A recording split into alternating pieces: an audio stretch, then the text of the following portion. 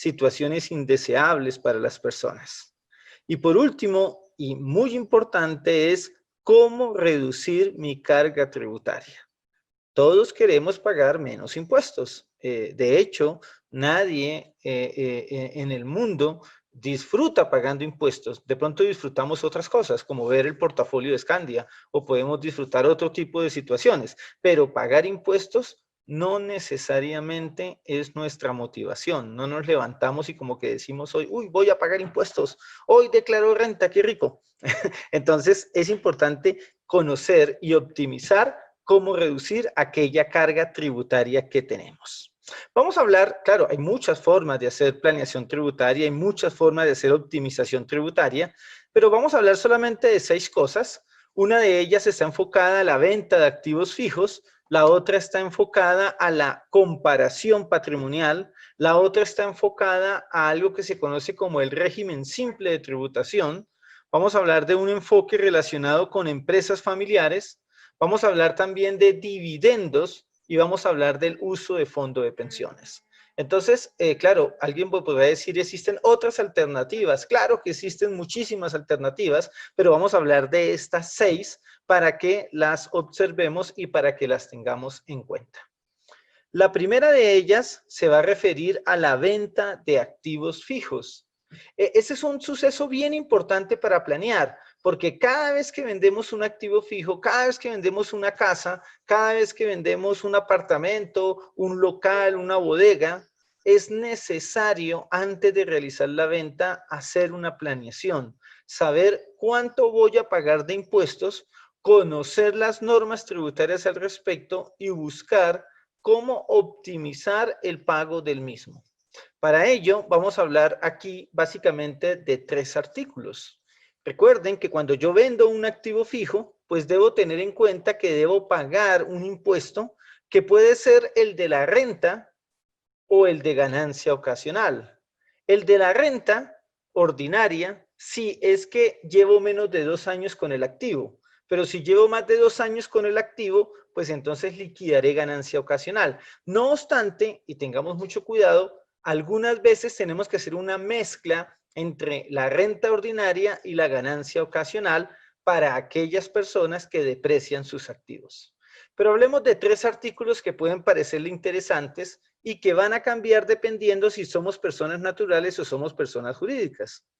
Tenemos uno de ellos que es el artículo 72, que aplica para personas naturales o para empresas, para personas jurídicas, donde nos dice que yo puedo tomar como costo el avalúo catastral del año anterior.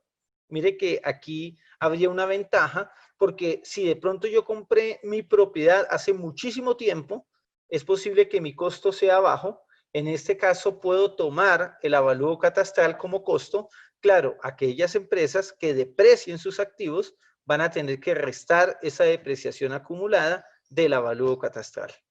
Pero también tenemos el artículo 73, que permite a las personas naturales realizar un ajuste, casi como un ajuste por la inflación que ha ocurrido desde que yo compré el activo hasta la fecha que la vendí. Por supuesto, si deprecian, menos la depreciación acumulada. Pero este es un artículo 73 bastante interesante para las personas naturales.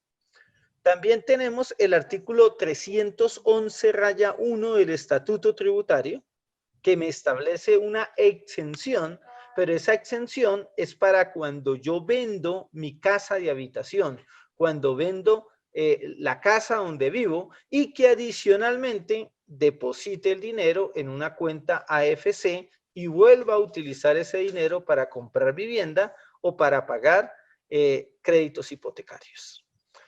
Como un resumen de lo anterior, podemos ver que si una persona adquirió un apartamento en marzo de 1990 por un valor de 40 millones y en el año 2020 ha planeado vender el activo por un monto de 450 millones y que el avalúo catastral en el 2019 fue de 285 millones, tenemos 4 alternativas para pagar. La normal, sin hacer nada, simplemente tomar el ingreso menos el costo, nos daría pagar un impuesto de 41 millones de pesos. Si nos vamos por el artículo 72, que era donde hablábamos de tomar el avalúo catastral como costo, podemos bajar este impuesto a 16,5 millones. Pero si nos vamos por el artículo 73, obviamente si somos personas naturales y aplicamos como esa reexpresión por inflación, pues el valor a pagar será cero. Y por último, si lo que estamos vendiendo es nuestra casa habitación, pues vamos a tener también una ventaja en este caso y pagaríamos un poquito menos, 14,295. No vamos a explicar detalladamente los ejemplos, pero quiero que ustedes observen que es importante esa planeación al momento de vender activos fijos. Entonces, ese es un punto importante para que lo tengan en cuenta. Un segundo punto que más que planeación, o es planeación también, es de cuidado. Y es que debemos observar siempre que el patrimonio líquido final, el patrimonio líquido, recuerden que es lo que tenemos menos lo que debemos. Entonces, el patrimonio líquido final menos el patrimonio líquido inicial es lo que la administración tributaria considera la variación en el patrimonio. Esa variación en el patrimonio la persona la tiene que justificar. ¿Cómo justifico una variación en el patrimonio? Principalmente se justifica a través de la renta gravable. ¿Qué es la renta gravable? La base de mi impuesto de renta. También la base del impuesto de ganancia ocasional. También la justifico con los reajustes fiscales, que es ajustar bienes por el incremento de la inflación. También si realizo valorizaciones nominales, que es cuando tomo el avalúo catastral como costo. También ganancias ocasionales no gravadas, ingresos no constitutivos de renta, rentas exentas. Por supuesto también si normalicé activos o si normalicé pasivos inexistentes y a ello le resto el impuesto de renta. Eso me debe dar la variación patrimonial justificada. ¿Por qué les digo eso? Tal vez uno mira eso y dice, pero uy, eso quedó muy enredado, eso tiene muchas cosas. Tal vez lo que yo debo saber es que sí debe haber un cuadre, sí debe haber una conciliación entre mi incremento en el patrimonio y mi declaración de renta, de tal manera que en lo posible a mi asesor le voy a solicitar que me verifique si hizo esa evaluación para no tener sorpresas más adelante, donde la administración tributaria me escriba y me diga, no tenemos un cuadro adecuado de su incremento patrimonial y le solicitamos que lo explique. Cuando nosotros no podemos explicar adecuadamente ello, podemos vernos en una sanción, en este caso porque nos agregan un ingreso en nuestra declaración de renta, nos agregan una renta líquida y por supuesto hay que evitarlo. Tenemos otro punto también que debemos observar y en este caso es definir como empresarios cuándo nos debemos meter al régimen simple y cuándo no. Recuerden que en Colombia, a partir de la ley 1943 del 2018 y ratificado con la ley 2010 del 2019, se permite un régimen alternativo. Quiere decir que las personas pueden pagar por el sistema de renta ordinaria o pueden pagar por el sistema simple o por el régimen simple. ¿Por qué irme por el simple o por qué irme por el régimen ordinario? Bueno, esto corresponde a la mejor alternativa. Es decir, básicamente, ¿qué me sirve más? ¿Qué me hace ahorrar más impuestos? ¿Qué me hace ahorrarme más dinero? ¿Por qué? Porque el régimen simple unifica el impuesto de renta con el impuesto de industria y comercio. Entonces, en una sola tarifa, yo salgo de los dos impuestos. En una sola tarifa, yo cumplo con esas dos obligaciones tributarias y tendré que poner en una balanza qué me sale más económico. Por otro lado, existen descuentos tributarios en el régimen simple relacionados con el pago de pensión que asume el empleador. En este caso, el 12%, ese 12% que yo pago por mis trabajadores puede tomarse como un descuento tributario en el régimen simple. Entonces, aquí hay una buena ventaja para aquellas empresas que tienen algún número importante de empleados. También hay unos descuentos tributarios para aquellas personas que venden por tarjetas de débito, tarjetas de crédito y ese tipo de situaciones. Hay que tener en cuenta que el régimen simple no aplica para ganancia ocasional, por lo tanto, si hay venta de activos fijos de más de 2 años y me aplica ganancia ocasional, pues tendré que liquidar aparte mi ganancia ocasional y que tiene un tope y es de personas naturales y personas jurídicas con ingresos inferiores a 80.000 VTs, algo como 2.848 millones de pesos. Entonces, ahí tenemos como algunas ventajas y algunos topes que tenemos que observar. Otra ventaja, no te aplican retención en la fuente, no te aplican retención de industria y comercio, pero sí te aplican retención de impuestos sobre las ventas, por ahora al 15%. Y una aparente desventaja es que cada 2 meses debo hacer un anticipo para luego en mi declaración anual prestarme esos anticipos y pagar o tener un saldo a favor por la diferencia. Pero importante evaluar qué me conviene más, el régimen simple, me conviene más el régimen ordinario. No hay una respuesta única, sino que debe hacerse o debe evaluarse la respuesta individualmente de acuerdo a las características de la entidad y a las características tributarias donde se encuentre la persona.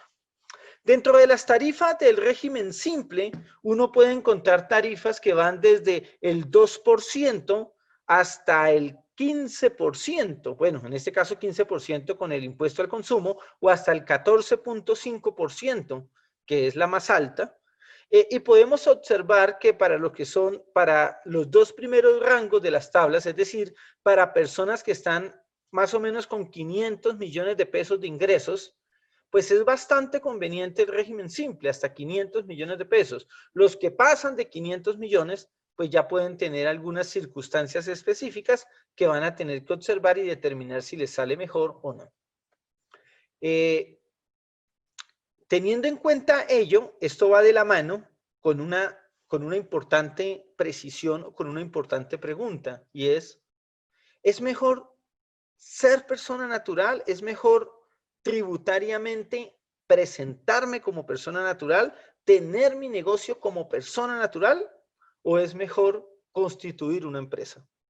También aquí la situación no es única, uno no puede dar una respuesta única, casi que todas las respuestas deben ser personalizadas, porque hay personas que les puede convenir más la creación de una empresa, hay personas que les puede convenir más seguir ejerciendo como persona natural.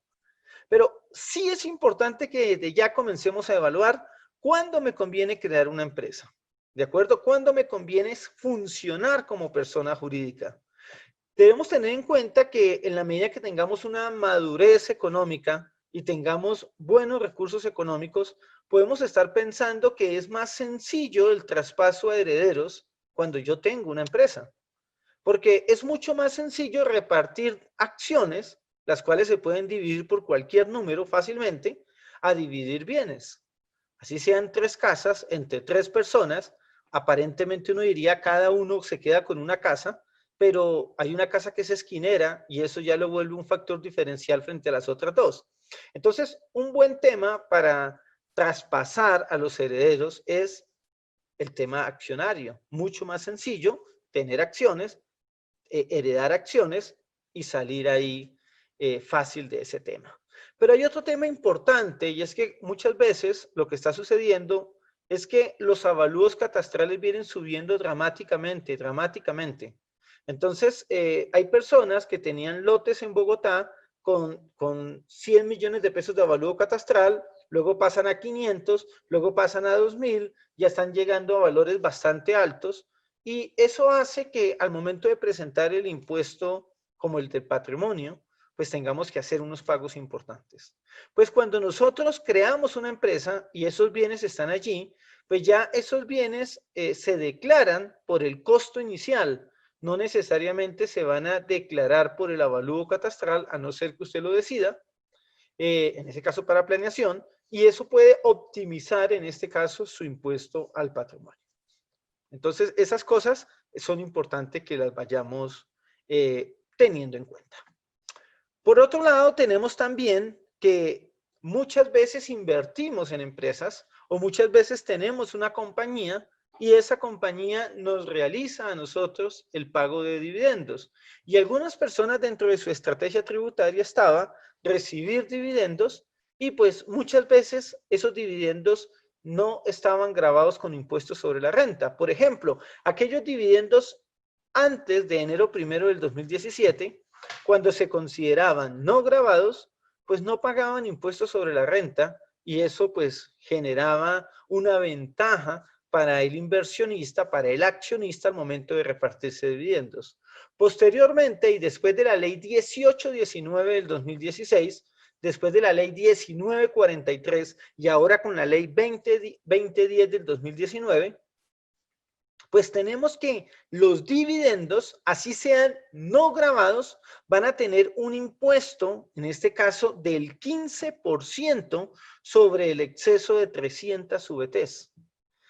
Por el año 2019 la tarifa era del 15%, por el año 2020 esa tarifa es del 10%. Ahora, si esos dividendos resultan siendo grabados, pues la situación es más compleja porque tendremos una tarifa del 32% para el año 2020 y sobre ese 68% aplicaremos el 10% adicional en el año 2020.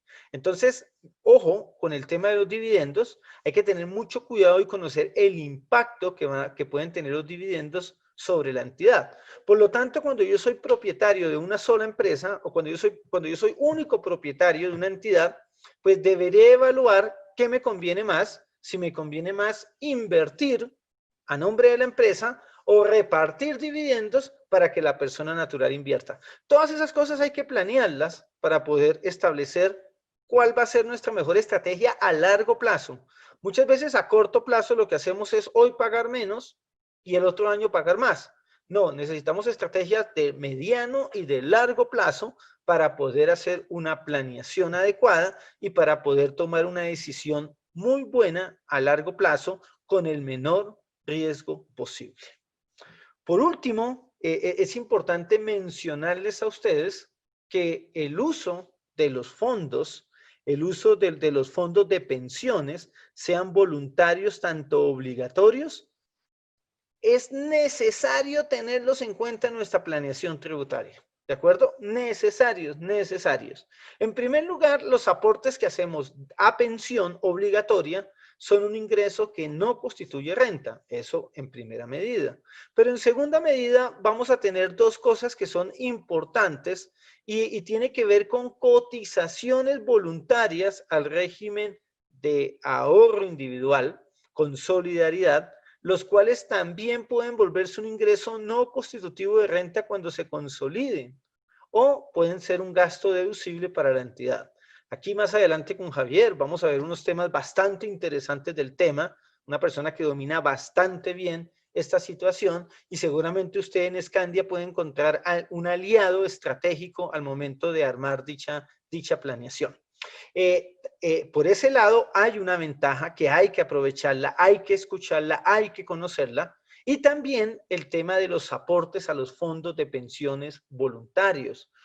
Hoy en día tenemos una situación donde las personas no tienen hijos, donde las personas no quieren comprar vivienda, donde las personas, muchas de las beneficios tributarios que hay, no acceden a ellos porque de alguna manera no lo necesitan, no lo sienten importante y entonces lo que vamos a observar es que es necesario que esas personas ahorren, en este caso, en fondos de pensiones voluntarias con el objetivo de básicamente optimizar su impuesto.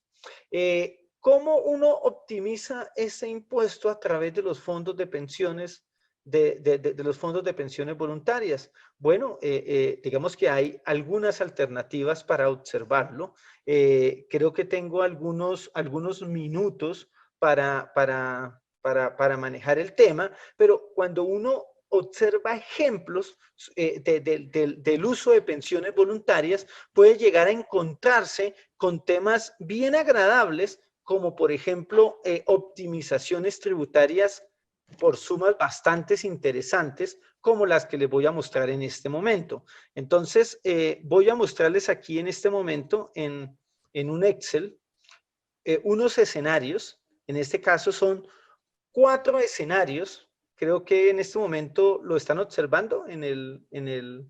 Sí, Leonardo, lo observamos. Perfecto, muchas gracias, Adriana. Entonces tenemos aquí 4 escenarios sencillos. Alguien que gana 65 millones 500, alguien que gana 115 millones, alguien que gana 178 millones en el año o que gana 323 millones anuales.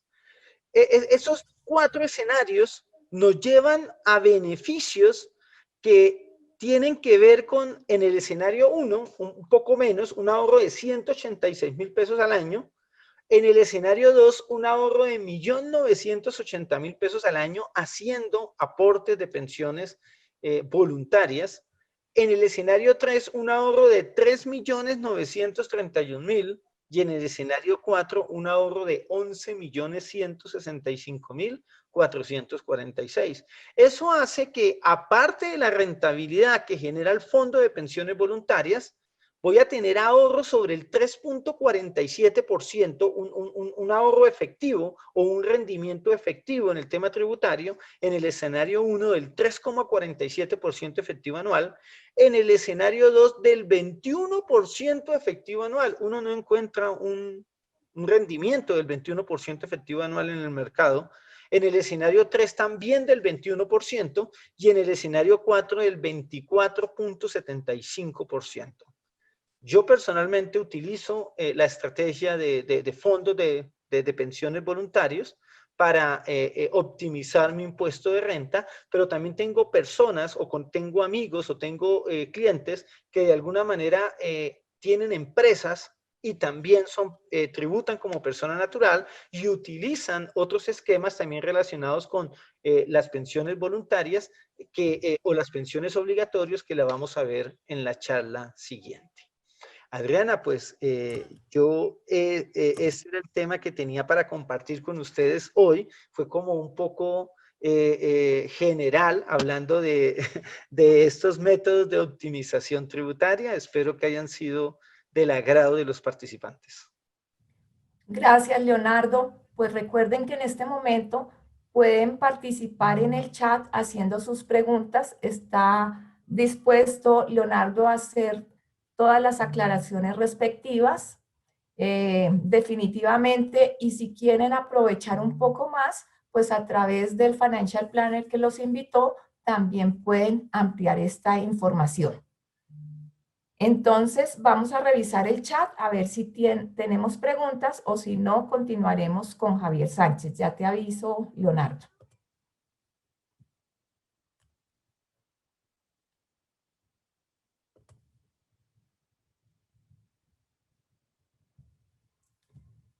Bueno, en este momento nos preguntan que si nos puedes ampliar un poquito más el tema del régimen simple, ¿cómo analizaría la persona natural el poder pasarse o no, ampliar un poquito más lo que explicaste a ese régimen? Gracias, Adriana. En el régimen simple sucede que yo no tributo sobre mi ingreso menos mis costos. Es decir, en el régimen ordinario yo digo cuánto vendí, cuáles fueron mis costos, cuáles fueron mis gastos y sobre esa utilidad yo pago impuestos. No obstante, en el régimen simple yo solamente pago impuestos sobre los ingresos. Entonces, esos ingresos los multiplico por una tarifa. Yo le daré el consejo de pasarse al régimen simple a cualquier persona que tenga problemas al momento de tener sus costos o al momento de conseguir sus costos.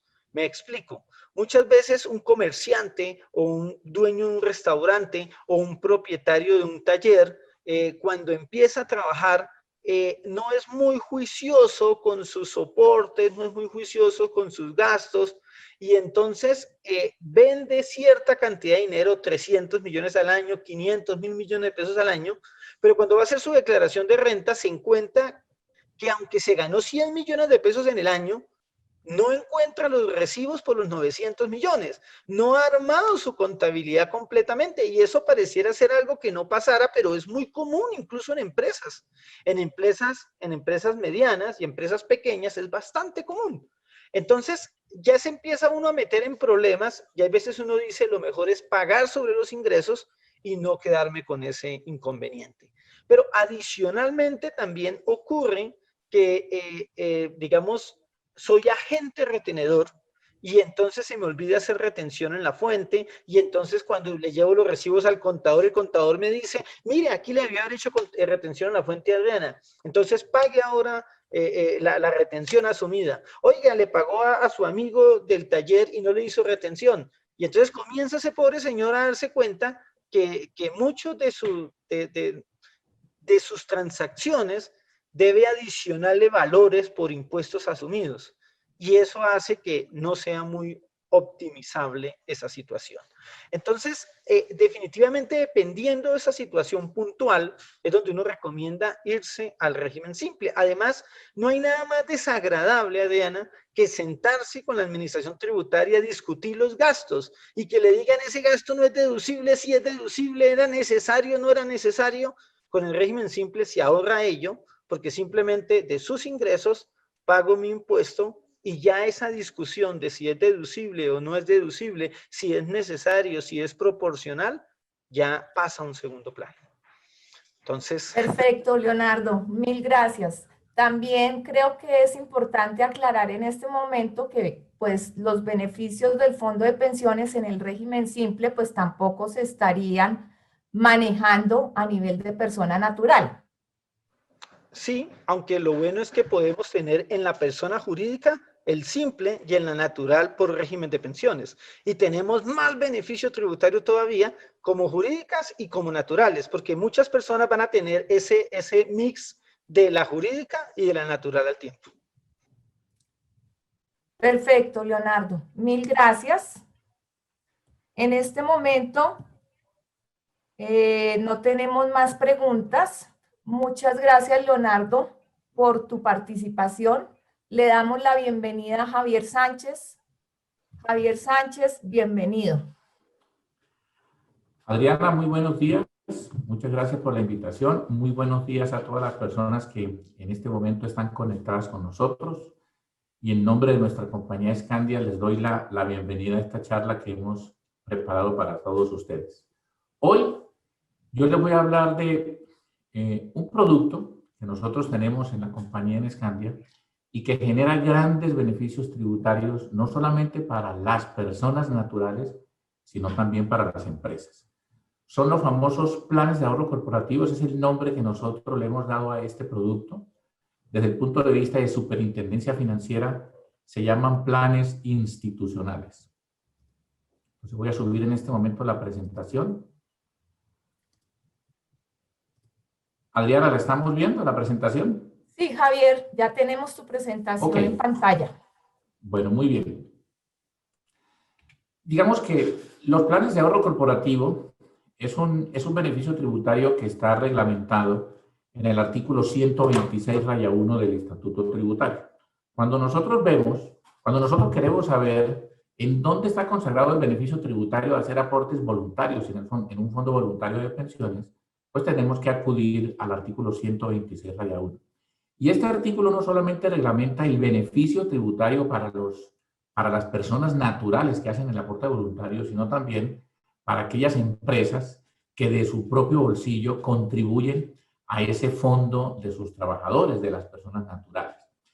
Aquí estamos viendo una línea de tiempo y estamos viendo los beneficios tributarios que tienen los planes de ahorro corporativo o los aportes voluntarios en general para el empleador y para el partícipe, para la persona natural.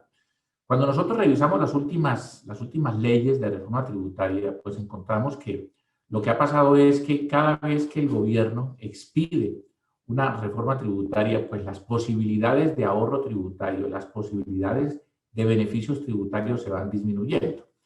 Nosotros sabíamos que hasta el año 2012 una persona natural podía hacer aportes voluntarios en un fondo voluntario y ese aporte se consideraba un ingreso no constitutivo de renta ni ganancia ocasional que tenía que cumplir con un requisito de permanencia de 5 años y podía considerar hasta el 30% del total de sus ingresos como ingreso no constitutivo, es decir, que sobre eso no pagaba impuestos. Sin embargo, llegó la ley 1607 del 2012 y me modificó toda esa condición tributaria de los aportes voluntarios. Y lo modificó para indicarme que sigo con la posibilidad de hacer aportes voluntarios hasta el 30%, pero ya no es un ingreso no constitutivo, sino es una renta exenta, pero me cambió la permanencia de 5 años a 10, pero también adicionalmente me limitó este 30% a máximo 3.800 VTs. Es decir, que en el pasado una persona, ejemplo, que tenía un ingreso importante de 500 millones de pesos al año, el 30% representaba 150 millones y los podía tomar como no constitutivos de renta ni ganancia ocasional. Hoy, con la ley 1607 del 2012, tiene que cumplir el 30%, pero con un techo máximo de 3.800 VTs, es decir, el 30% son 150, pero por la limitación de 3.800 solamente podría excluir ese valor, esas VTs que en pesos son 135 millones de pesos. Entonces ahí comenzó a limitarme el beneficio tributario. Después vino la ley 1819 del año 2016, que comenzó a aplicar en el año 2017, y le agregó una limitación más, y es que la sumatoria de las rentas exentas y las deducciones no puede exceder el 40% del total de los ingresos. Posteriormente, vinieron otras dos leyes, la ley 1943 del año 2018, que todos sabemos que fue declarada inconstitucional por la Corte Constitucional. Sin embargo, lo que dijo la ley 1943 lo retomó la ley 2010 de diciembre del 2019 y digamos que en estas dos leyes no hubo modificación a esos aportes de las personas naturales. Pero si vemos qué pasa con esos aportes voluntarios que no salían del bolsillo del trabajador, sino del empleador, pues también tuvieron una limitación, porque hasta el 2012 una empresa le podía colocar a favor de sus trabajadores unos aportes voluntarios y no tenían límite, no tenían absolutamente límite, sino que obedecía casi que a la voluntad del empleador al premiar a sus trabajadores. Con la ley 1607 del 2012, pues por más voluntad que tenga el empleador de premiar a sus trabajadores, pues lo máximo buscando beneficio tributario que puede hacerle a favor de esos trabajadores es hasta 3.800 VTs por año y por empleado. Estamos hablando de aproximadamente 135 millones de pesos. Esos 135 millones de pesos, tal y como lo define el artículo 126-1, es decir, las 3.800 VTs por empleado y por trabajador y de manera anual, pues va a tener una connotación no solamente contable, sino tributaria, y es que contablemente es un gasto deducible y realmente también será un gasto deducible. Antes de comenzar a hablar de los planes de ahorro corporativo, me parece importante que nosotros que aclaremos o recordemos algunas definiciones que son muy importantes para entender muchísimo mejor este producto que nosotros ofrecemos. El concepto de ingresos. Desde el punto de vista tributario, ingresos son aquellos que de manera ordinaria y extraordinaria recibe una persona y que son susceptibles de incrementar su patrimonio. Es decir, ingresos ordinarios, pues estamos hablando de aquellos que obedecen o que provienen al giro ordinario del negocio, a la actividad a la cual se dedica la persona. Entonces, si yo soy un asalariado, pues mis ingresos ordinarios pues serán los que provienen de esa actividad. Si soy un comerciante, pues mis ingresos ordinarios son los que provienen de esa actividad. Si soy un trabajador independiente, pues los ingresos ordinarios serán los que provienen de esa actividad. Y lo que hago para efectos fiscales es tomar todos esos ingresos, los someto al proceso de depuración que establece la norma tributaria, específicamente el artículo 26 del Estatuto Tributario, y a lo que resulte le aplico la tarifa que corresponda de acuerdo al artículo 241 del Estatuto Tributario. Recordemos que hoy una persona natural está expuesta a pagar incluso una tarifa de renta del 39%. Por eso es que se hace importante que yo trate de hacer una adecuada planeación tributaria que me permita disminuir mi impacto tributario. Los ingresos extraordinarios, pues son aquellos que, como dice su nombre, son eventuales, son esporádicos, que no obedecen al giro ordinario del negocio o de la actividad de la persona, sino que son ingresos que se obtienen por otras situaciones totalmente ajenas. Y básicamente estaríamos entonces hablando de las famosas ganancias ocasionales. Las ganancias ocasionales pues son ingresos extraordinarios que recibe una persona y que básicamente están consideradas en estos 4 grandes grupos. Se considera ganancia ocasional la utilidad que obtenga en la venta de un activo fijo, como lo decía hace un rato Leonardo, siempre y cuando ese activo fijo haya estado en mi poder por más de 2 años. Se considera ganancia ocasional lo que recibo cuando se liquida una sociedad, la diferencia entre lo que estoy recibiendo versus el aporte inicial en esa sociedad, pues se considera ganancia ocasional siempre y cuando esa sociedad haya tenido vida jurídica, haya tenido existencia por más de 2 años.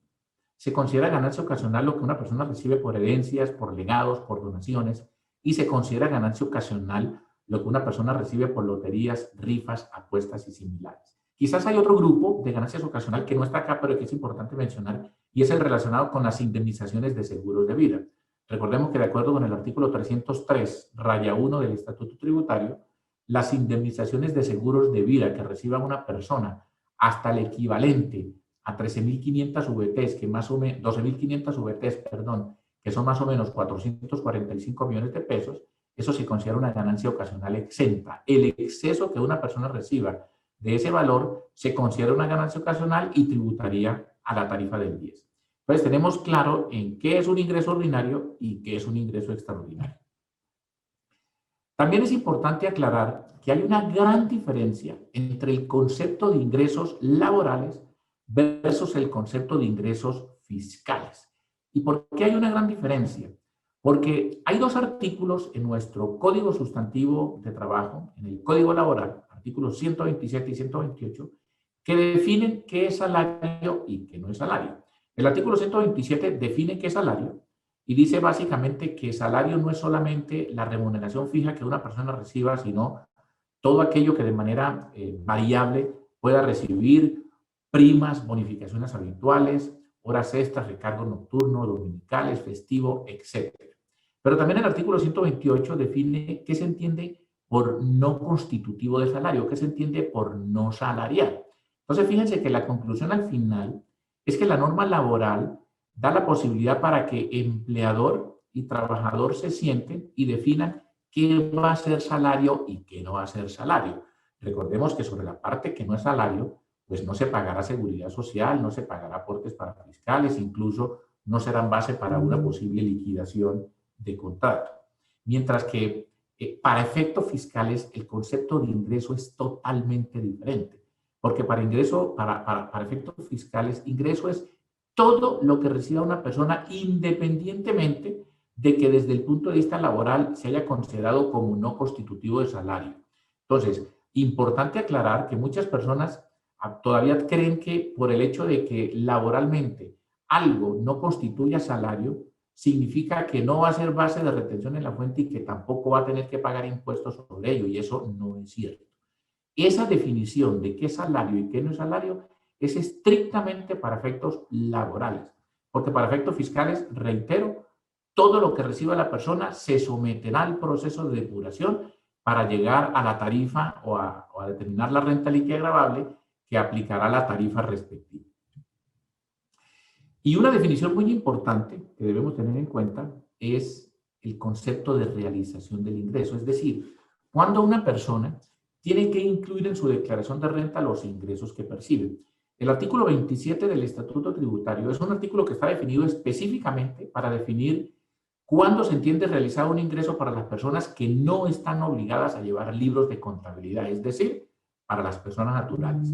Y básicamente lo que encontramos en este artículo es que la norma dice que se entiende realizado un ingreso cuando se recibe efectivamente en dinero o en especie en forma tal que equivalga a un pago. Es decir, que mientras no se reciba el dinero, pues no tendrá efectos tributarios. Y el PAC, nuestros planes de ahorro corporativo, justamente no hay que perder de vista ese concepto, y es que los planes de ahorro corporativo solamente tienen efectos tributarios cuando se cumplan las condiciones definidas en ese plan para que esos dineros se consoliden en cabeza del trabajo.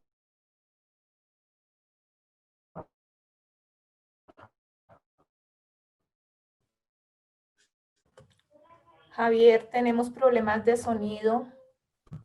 Habiendo dicho esto, ahora sí, a sus trabajadores. ¿Me escuchas? Ahora sí. Si nos ayudas ¿Sí? apagando la cámara, por favor, a ver si nos mejora. Perfecto, voy a apagar la cámara. Muchas gracias. Listo, ya apagué la cámara. Entonces, Los planes de ahorro corporativo, decía que hoy en día es muy común que las empresas premien a sus trabajadores por cualquier circunstancia. Hay compañías que tienen como política incentivar a sus trabajadores por las ventas que pudieron obtener durante el año, por las metas que pudieron haber cumplido. Incluso, creo que hoy en día está mandado a reevaluar ese concepto de que ninguno es indispensable en una compañía. Yo creo que sí, hay muchas personas que son claves en las organizaciones y que por lo tanto las organizaciones tienen que cuidarlos, tienen que cuidar a esas personas. Y una forma de cuidarlos es premiándolos, incentivándolos con algún dinero. Desde el punto de vista tributario, una compañía tiene dos posibilidades. Uno es llamar al trabajador y decirle, por su buen desempeño durante el año inmediatamente anterior, yo le voy a reconocer un bono de 100 millones de pesos. Si lo hace de esa manera y se lo reconoce de esa manera, pues lo que va a suceder es que esos 100 millones de pesos se van a someter al proceso de retención en la fuente normal porque va a ser un ingreso más y el trabajador los va a tener que incluir en su declaración de renta como un ingreso más. Pero si la compañía no solamente piensa en cuidar a ese trabajador, sino que también piensa en el beneficio tributario que le pudiese generar a ese trabajador, pues en lugar de darle esos 100 millones de pesos por nómina con consignación en su cuenta de ahorros, si en lugar de eso constituye un plan de ahorro corporativo, pues va a hacer que el trabajador haga mucha más eficiencia tributaria, que logre hacer mucho más eficiente su sistema tributario, su tributación. Entonces, ¿qué son los planes de ahorro corporativo? Repito, que de cara a la superintendencia financiera se llaman planes institucionales. Los planes de ahorro corporativo no es otra cosa que un acuerdo de voluntades. ¿Un acuerdo de voluntad entre quién? Entre el trabajador y empleador. Y ese acuerdo de voluntades se tiene que materializar a través de un contrato, de un documento en donde se establezcan unas condiciones para que esos dineros se consoliden en cabeza del trabajador. Muchas personas dirán, pero ¿cómo voy a someter un bono que ya yo tenía ganado? ¿Cómo voy a someterlo a un cumplimiento de unas condiciones con el riesgo de que de pronto no cumpla esas condiciones y pierda ese bono? Pues la respuesta es no, porque es que justamente, y hablando del cumplimiento de las condiciones que se definen en un plan de ahorro corporativo son muy fáciles de cumplir, es decir, se establecen, como es un acuerdo, como es un tema contractual, como es un acuerdo de voluntades, pues se pueden establecer algunas condiciones que perfectamente el trabajador sepa y conozca, al igual que la empresa, que él las va a cumplir. Entonces, el riesgo para que este bono quede con la posibilidad de que no se lo gane efectivamente, pues va a ser mínimo. Entonces, hay un acuerdo de voluntades materializado en un contrato. En ese contrato se establecen unas condiciones para la consolidación de esos dineros. Ejemplo, una condición para que esta persona se gane los 100 millones de pesos que hoy la compañía X está depositando en Scandia a favor de Pedro Pérez, es que Pedro Pérez trabaje con la compañía o esté vinculado con la compañía al corte del 31 de diciembre del 2022.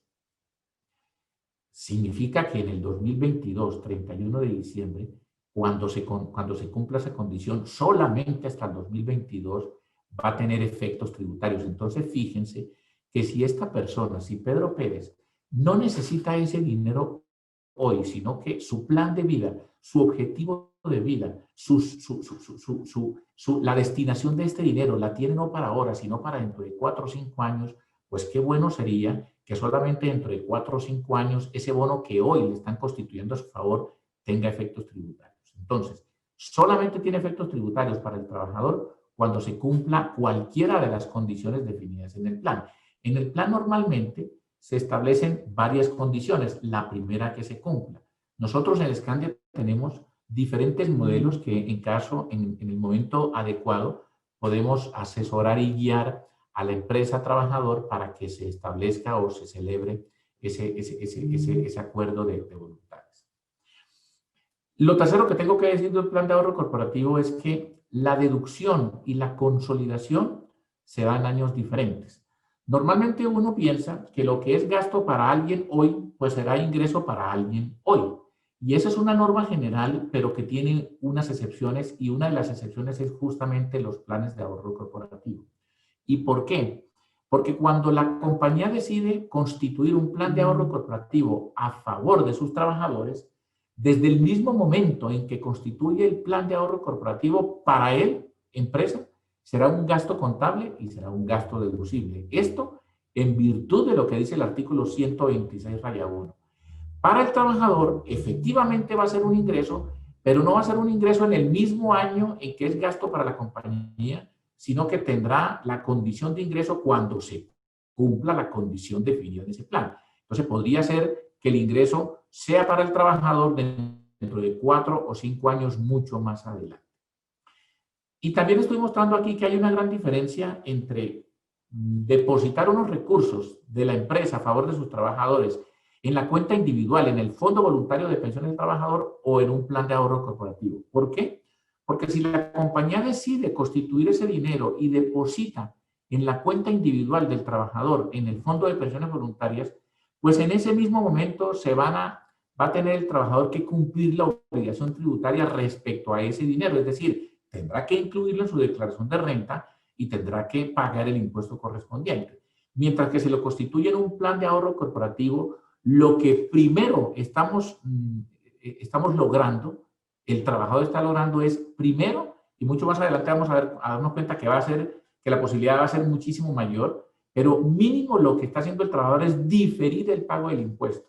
Difiere el pago del impuesto solamente hasta el año en que se consoliden esos recursos. Y repito, ¿cuándo se consolidan? Pues cuando se cumplan las condiciones definidas en el plan. Bien. Los planes de ahorro corporativo o planes institucionales tienen dos normas que la respaldan. Una es la norma de la Superintendencia Financiera. Nosotros, la Sociedad Administradora de Fondos de Pensiones y Cesantías de Scandia, estamos vigilados por la Superintendencia Financiera y de norma de Superintendencia Financiera tenemos un artículo que es el 173 del Estatuto Orgánico del Sistema Financiero, pero no solamente necesitamos una norma que le diera legalidad al producto, sino que también necesitamos una norma tributaria que respaldara estos beneficios tributarios que yo les acabo de mencionar. Y efectivamente para ello, la Administración Tributaria expidió en el año 2013, en agosto de 2013, el concepto 51.245. Rápidamente quiero leerles, literal, uno de los apartes del artículo 173 del Estatuto Orgánico del Sistema Financiero.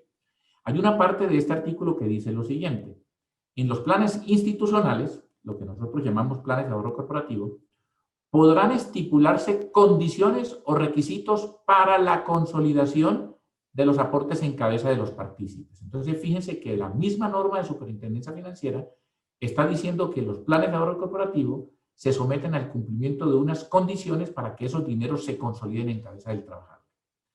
Las condiciones deberán constar en documento adjunto al respectivo plan desde el mismo momento de su celebración. Se sienta trabajador y empleador, redactan un documento, un plan de ahorro corporativo, lo firman, definen las condiciones de consolidación y ese contrato nos lo hacen llegar a nosotros en Scandia. En ningún caso podrán pactarse condiciones que sean física y moralmente imposibles, ni condiciones pactadas en términos ininteligibles, ni condiciones meramente potestativas. ¿Qué significa esto? Que las condiciones definidas en el plan tienen que ser condiciones que las partes reconozcan que se van a cumplir, no que sean imposibles de cumplir. Y cuando habla que deben ser redactadas en términos ininteligibles, hace referencia a que deben ser lo suficientemente claras que cualquier persona de la sola lectura de la condición ya pueda concluir qué es lo que se tiene que cumplir para que esos dineros se consoliden en cabeza del trabajador. Y desde el punto de vista de la administración tributaria, uno de los apartes del concepto 51.245 de agosto del 2013 dice lo siguiente: de estipularse condiciones o requisitos para la consolidación de los derechos de los partícipes sobre los aportes efectuados por los empleadores, estas deberán constar en documento adjunto al respectivo plan desde el momento de su celebración. Fíjense que aquí básicamente en este primer texto lo que el concepto de la DIAN recoge es la misma normatividad de la Superintendencia Financiera. Hace referencia a las condiciones para que los dineros se consoliden en cabeza del trabajador. Pero también dice algo muy importante que es lo que nos deja a salvo desde el punto de vista tributario en el tratamiento tributario que nosotros o que les acabo de exponer. En relación con aquellos aportes respecto de los cuales no se hayan cumplido las condiciones para la consolidación, mientras no se cumplan tales condiciones previstas en el plan, no habrá adquirido derecho alguno sobre los mismos y sobre sus rendimientos. Esto es clave, porque lo que me está diciendo la administración tributaria, y lo está entendiendo de esa manera, es que en los planes de ahorro corporativo, mientras no se haya cumplido ninguna de las condiciones que se definieron en el plan, pues no va a tener efectos tributarios. Y no va a tener efectos tributarios ni sobre el capital ni sobre los rendimientos.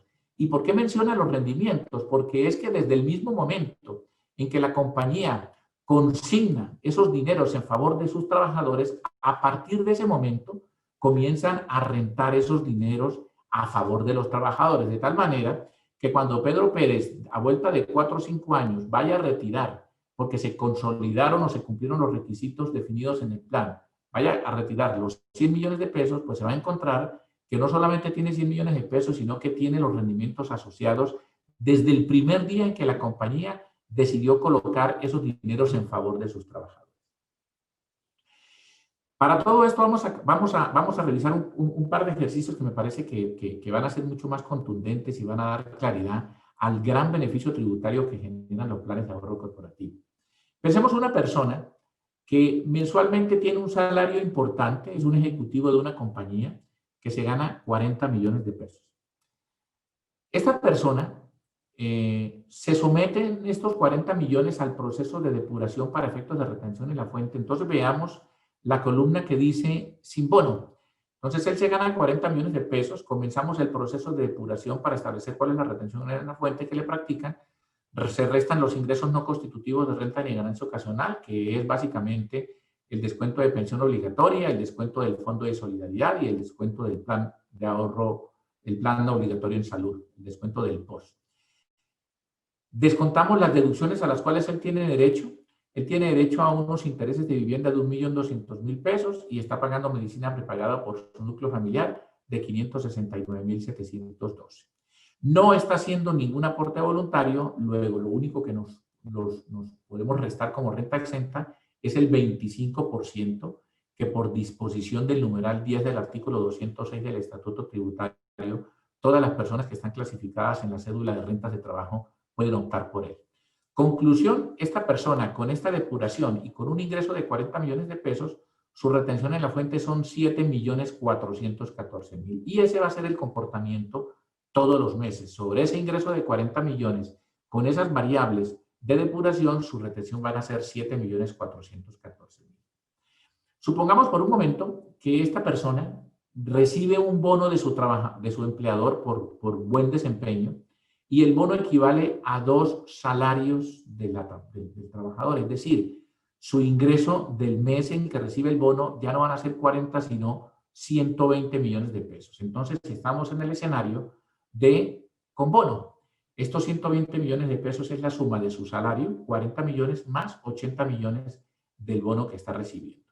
Con el mismo proceso de depuración, la retención en la fuente de esta persona son 37.399.000 pesos. Es decir, que con relación al escenario en donde no recibió el bono, pues la retención se subió en 29.985.000. ¿Y por qué se subió en casi 30 millones de pesos? Pues por el bono que esta persona recibió. Es decir, que al final del día, esta persona no va a tener un bono en su bolsillo de 80 millones, sino que va a tener un bono de 50 millones, porque le practicaron una retención en la fuente y sobre esos 80 prácticamente es que está reflejada la diferencia de los 29.985.000 pesos.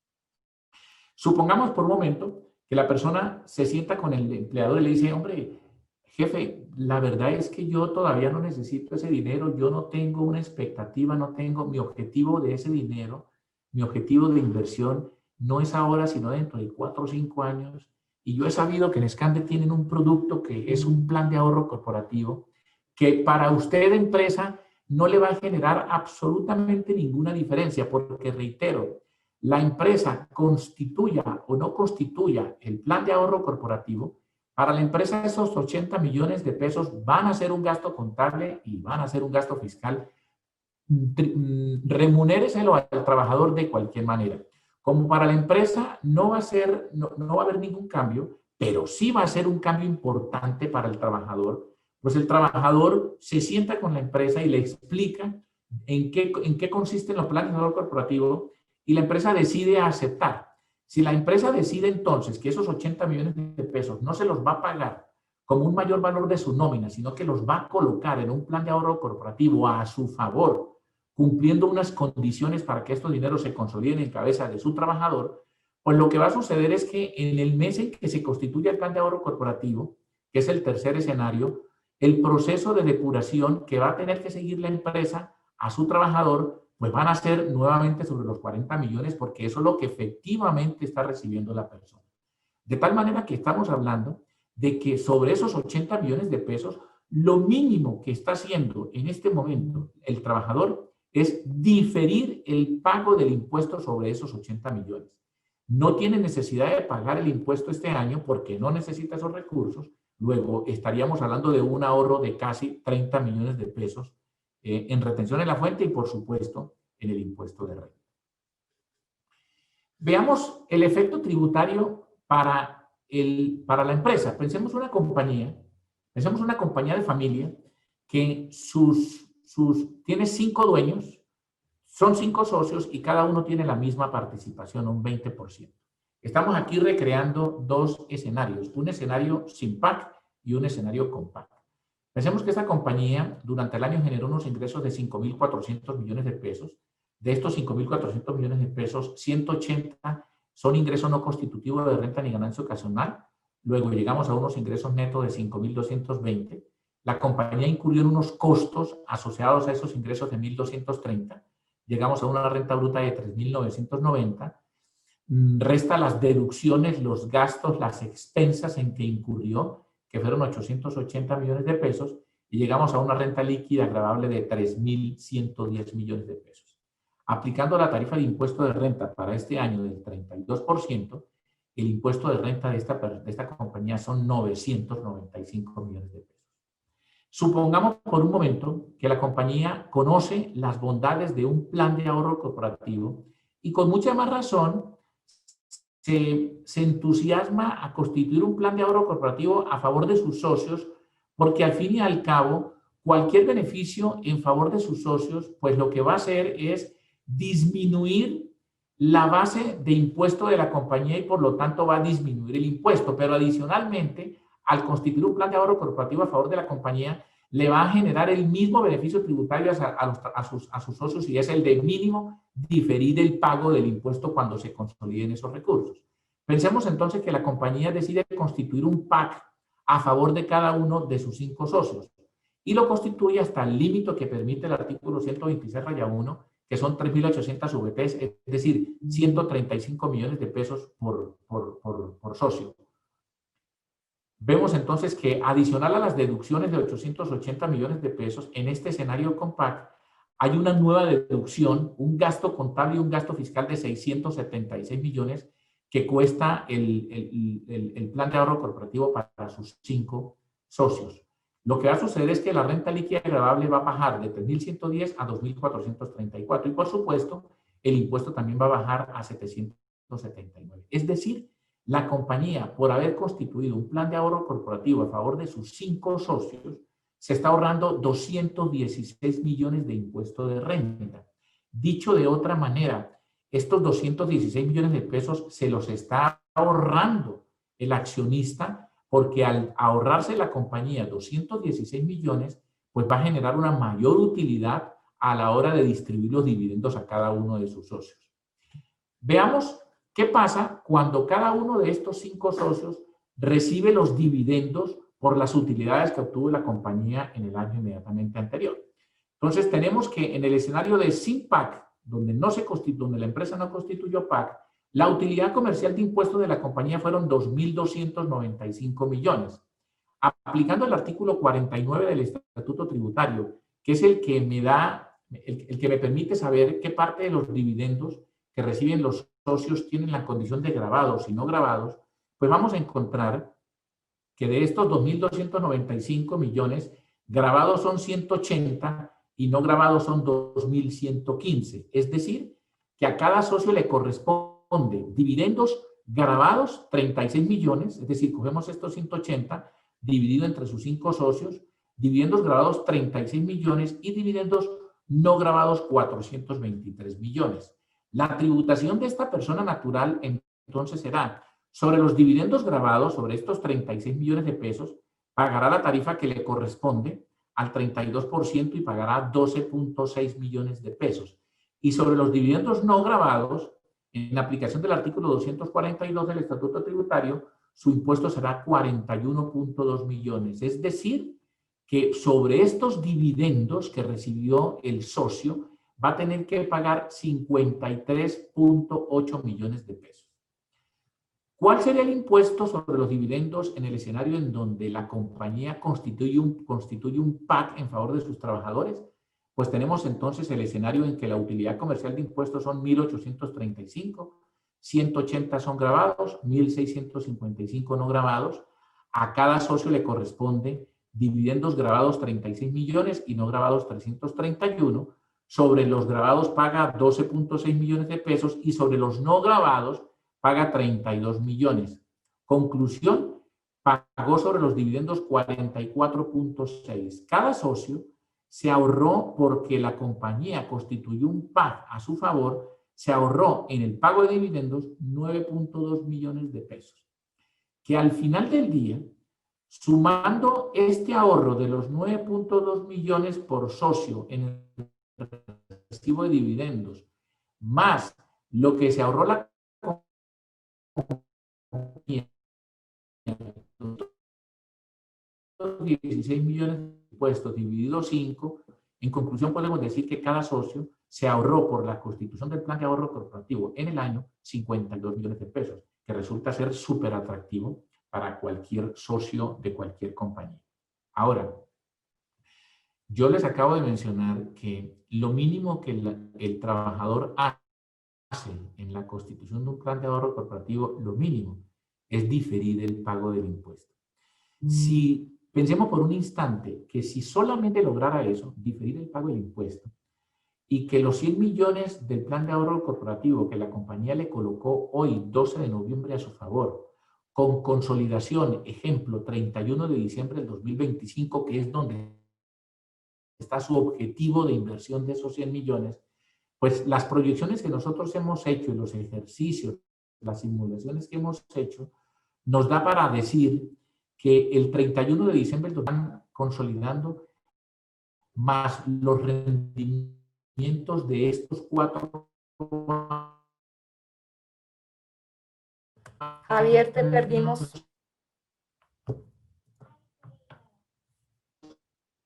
Javier, no te estamos oyendo. Millones, y las simulaciones nos han llevado. Dime. No te estamos oyendo en este momento, se está oyendo entrecortado. ¿Ahora sí me escuchas? Perfecto. Ahí te oigo.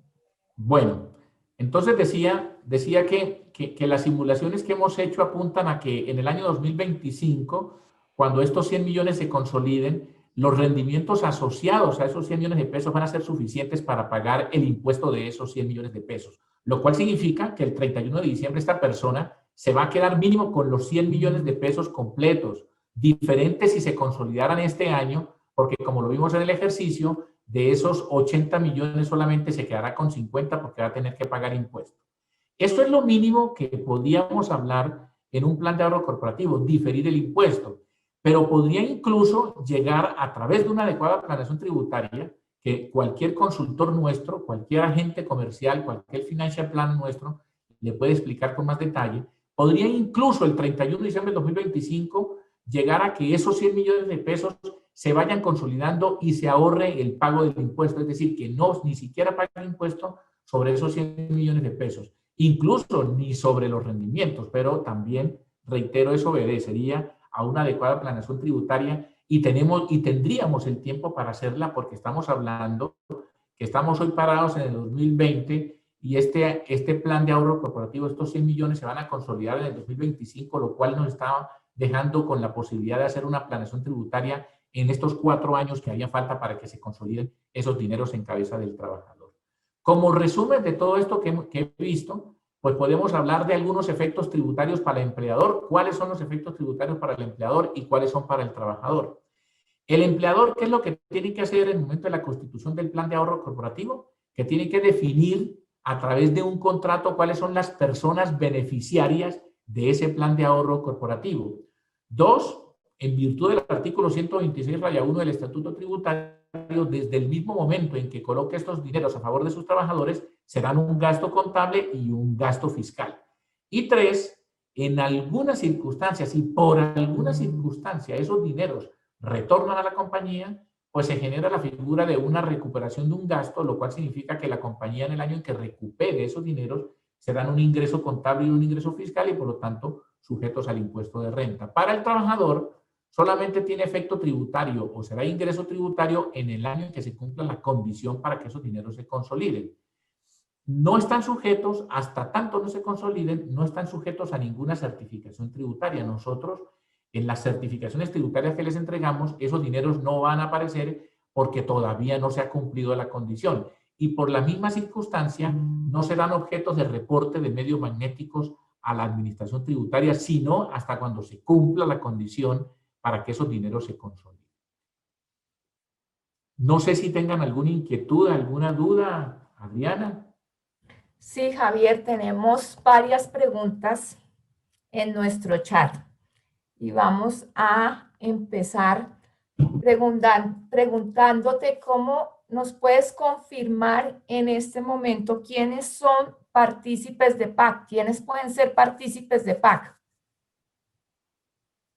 Esa es una muy buena pregunta. Digamos que no nos cabe duda que los partícipes de PAC pueden ser las personas que tienen un vínculo laboral con una compañía.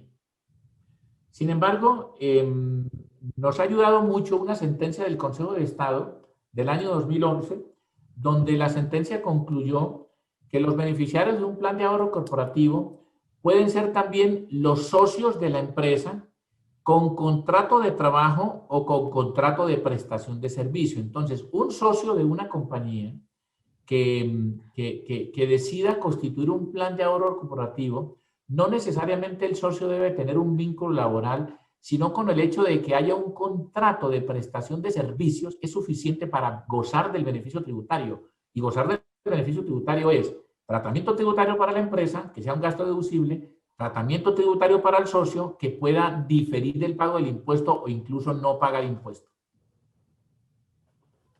Gracias, Javier.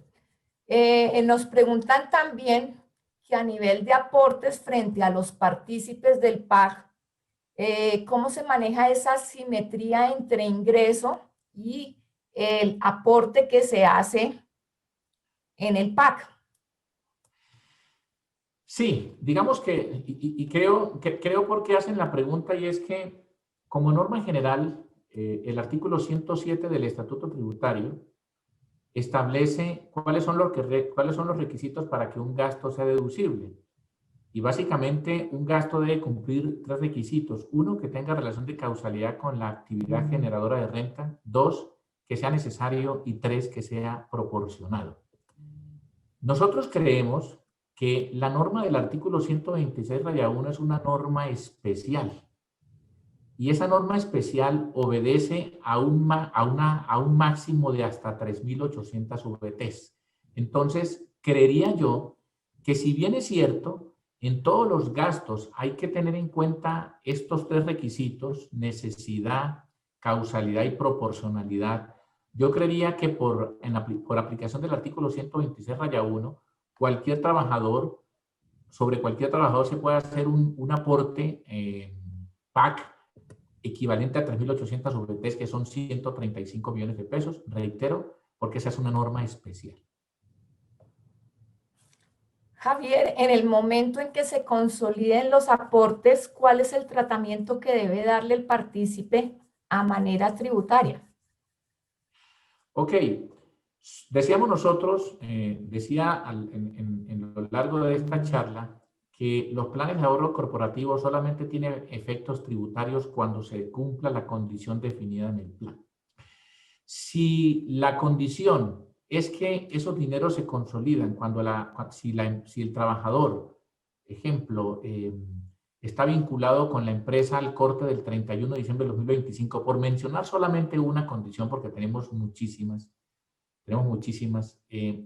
eso significa que solamente es ingreso hasta el 2025. Y en el 2025, esa persona tendrá que incluir ese aporte en su declaración de renta como un ingreso. Ahora, no necesariamente estos 100 millones que estoy tomando como ejemplo, que Se te fue el sonido. están aportando hoy consolidación en el 2025. Si quieres, ¿Escuchas? deja de compartir ya pantalla, Javier, y estamos hablando nosotros. Ok, perfecto, perfecto. Ya acabamos con el tema. Perfecto, perfecto. Decía que... Deja de compartir, porfa. No. Espérate un segundo.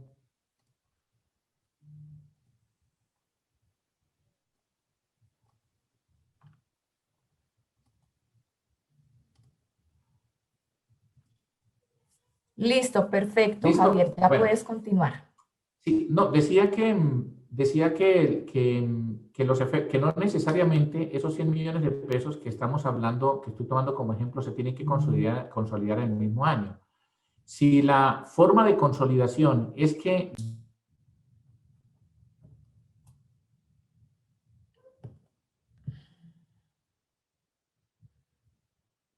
En este momento, Javier, no tiene sonido. Si nos ayudas a revisar, por favor. Creo que mientras que se recupera el sonido. Listo, ¿me escuchas? Ah, ¿Me escuchas? perfecto, sí. Sí, no, Javier. decía que los efectos tributarios de un plan de ahorro corporativo solamente son en el año en que se consoliden y no necesariamente en el mismo año se deben consolidar los 100 millones de pesos. El mismo plan de ahorro corporativo, el mismo contrato puede establecer que esos 100 millones de pesos se consoliden de manera parcial. En el primer año se consolida el 25%, en el segundo el 25% y así sucesivamente. Fíjense que el plan de ahorro corporativo, los contratos de ahorro corporativo son tan flexibles que me da la posibilidad de, comillas, acomodarlos o más bien ajustarlos a la situación tributaria que yo tenga en el año en que se consoliden. Si, por ejemplo, yo en el 2025 estoy pensando en tomarme un año sabático, en pedir una licencia de un año, supuestamente en esa licencia no voy a generar ningún ingreso laboral y solamente me voy a dar el lujo de viajar con lo que se me va a consolidar del plan de ahorro corporativo y necesito, ejemplo, 50 millones de consolidación únicamente. Fíjense que entonces ese año mi ingreso solamente son 50 millones y al someterlo a la tabla del artículo 241 del Estatuto Tributario, quizás no voy a pagar impuesto porque los 50 millones quedan por debajo del primer tope, del primer intervalo para pagar impuestos. Entonces, los planes de ahorro corporativo son tan espectaculares, son tan poderosos, son una herramienta poderosa de planeación tributaria porque incluso me pueden llevar a no pagar impuesto en el año en que se consoliden. Gracias, Javier. A nivel de personas, empresas unipersonales, ¿se podría manejar el PAC hacia Claro que los sí, empleados y el socio? claro que sí, claro que sí. Las empresas unipersonales, empresa que es solamente de un socio, la empresa reconoce en su contabilidad un gasto contable y reconoce a favor de su socio un gasto fiscal. Perfecto, Javier. Al final de nuestra conferencia vamos a responder más preguntas. En este momento le damos paso a Catalina Tobón. Bienvenida, Catalina. Ya. Hola Adri, hola, buenos días, ¿cómo estás? Ya estamos bien, gracias, Cata. Estamos viendo tu presentación. Por favor, si la colocas en modo presentación para que sea más cómodo. Perfecto. Listo, Bueno, Cata. buenos días.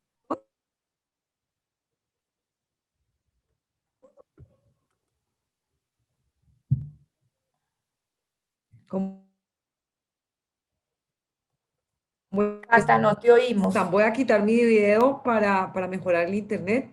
Y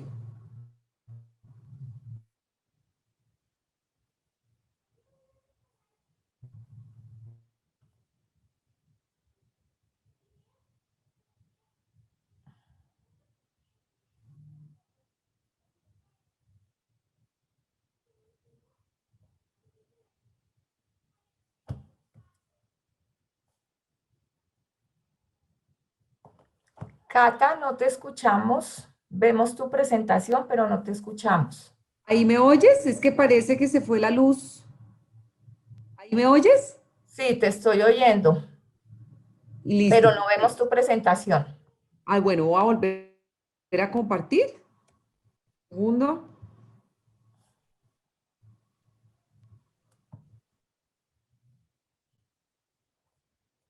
Perfecto. Bueno, ahora sí creo que sí. Bueno, entonces, buenos días a todos. La idea, digamos que para cerrar un poco estas magníficas charlas que hemos visto a lo largo de la mañana, es hablar de un tema que a todos nos concierne. Definitivamente, pues digamos, vemos que podemos potencializar los retornos pues, por el magnífico beneficio tributario. Yo definitivamente pues pienso que todos estos procesos que nos contribuyan a potenciar los retornos pues son muy importantes tenerlos en el radar. ¿Por qué? No solamente los temas de beneficio tributario, sino también a la hora de escoger un portafolio para invertir y a la hora, digamos, de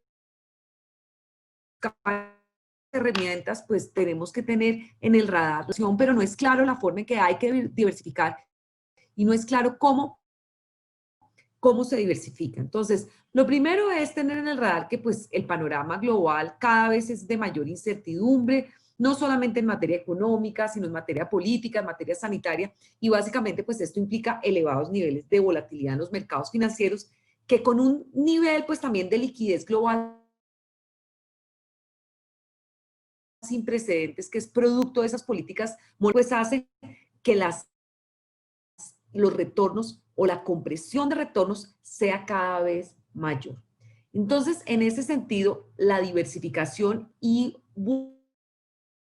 cobra cada vez más relevancia. La diversificación dentro de los diferentes activos, dentro de las diferentes regiones, dentro de las diferentes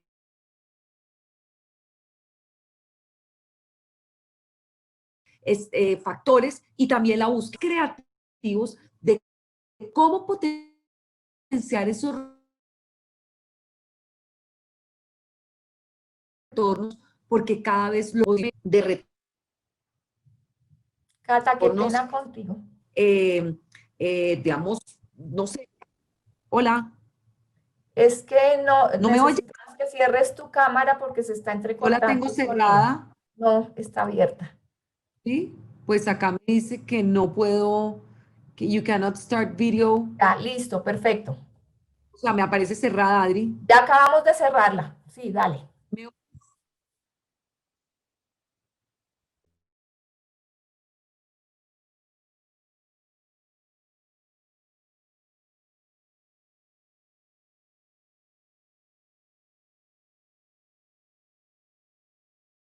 Sí, Adri, ¿y me oyes? ¿Bien? Ahora te Voy a mirar en estamos el chat. oyendo. Dale, continúa por favor y yo te aviso en el momento en que se interrumpa. Perfecto, muchas gracias. Entonces yo les estaba contando pues que cada vez hay que ser más creativos. No te pierdes a las 3. A la hora de potenciar esos retornos. No sé qué hacer. Ya cambié el Quita la presentación, ya te ponemos la presentación a ti. internet.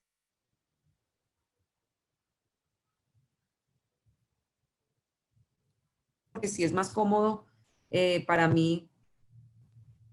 ¿Ahí me oyes, Adri? Porfa, confírmame. Sí, te estoy oyendo, ya vamos a compartir la presentación. No, yo te la comparto. Ya, yo creo que con esta red me funciona porque si no me toca, yo creo que así. Miremos a ver si me oyes y ves la presentación. Ahora, en este momento te oigo y veo presentación. Perfecto, bueno, disculpen los temas técnicos, pero les estaba contando que cada vez hay que ser más creativo en materia de diversificación, de potenciar esos retornos mediante la utilización, digamos, de estos instrumentos de ayuda fiscal y, por supuesto, el tema de diversificación. Ahora, yo les estaba contando que todo el mundo habla de diversificación y no es claro qué es la diversificación, y acá, pues, digamos que queremos hacer especial énfasis. Lo primero para diversificar bien es entender cuál es la correlación entre los diferentes activos. Entonces, la correlación no es más que esa, digamos, esa relación que existe entre un activo y otro. Entonces, acá yo les traje unos ejemplos en este cuadro, donde les muestro, por ejemplo, que activos como el dólar y los activos de renta fija tienen correlaciones negativas. Cuando las correlaciones son mayores a 0.5, son correlaciones relativamente altas. Cuando son más bajitas, pues son un poquito más bajo. Cuando son cercanas a 1, pues son correlaciones realmente muy directas. Entonces, cuando tú tienes una correlación, por ejemplo, en un título IPC versus un título de tasa fija de 0.85, lo que te está diciendo es que prácticamente esos dos activos se mueven en el mismo sentido. Entonces, antes, por ejemplo, a ti te decían, no, bueno, tú vas a hacer tu PAC, tu plan de ahorro colectivo, y para que no haya volatilidad, pues invirtamos en un portafolio que sea principalmente renta fija, que diversifiquemos en títulos IPC, en títulos IBR, en títulos tasa fija, pero dentro del espectro del activo renta fija Colombia, digamos renta fija Colombia. Cuando tú te das cuenta, pues básicamente las correlaciones de estos activos pues son muy cercanas a 1, son muy grandes. Entonces, si llega a pasar lo que pasó en marzo del 2020, cuando el gobierno tuvo que sacar, digamos, dineros de la fiducia colombiana y hubo, digamos, un crunch o un problema de liquidez en el mercado de renta fija, pues se desvalorizan todos los activos. Y si tú querías estar protegido por estar en digamos, en un portafolio de renta fija con baja volatilidad, no estuviste protegido. Entonces, un poco el mensaje es, hay que diversificar de forma efectiva, y la diversificación de forma efectiva es sabiendo cuál es esa relación que existe entre los diferentes activos, precisamente para mitigar esos momentos fuertes de volatilidad. Entonces, cuando hay momentos de altísimas valorizaciones, pues el hecho de tener un activo con baja correlación te mitiga estas valoraciones, pero cuando hay muchísimas desvalorizaciones, también te mitiga esas desvalorizaciones. Entonces, lo primero y primer mensaje, un activo muy bien diversificador frente a los activos colombianos es el dólar. Fíjense que el dólar versus los instrumentos de tasa fija versus los instrumentos de renta variable tiene correlaciones negativas y correlaciones negativas altas. Entonces, eso quiere decir un buen diversificador. Los activos alternativos, por ejemplo, todo el tema de inmobiliarios, descuento de facturas, también tienen correlaciones bajas con los activos públicos tradicionales. Entonces, es importante tener eso en el radar.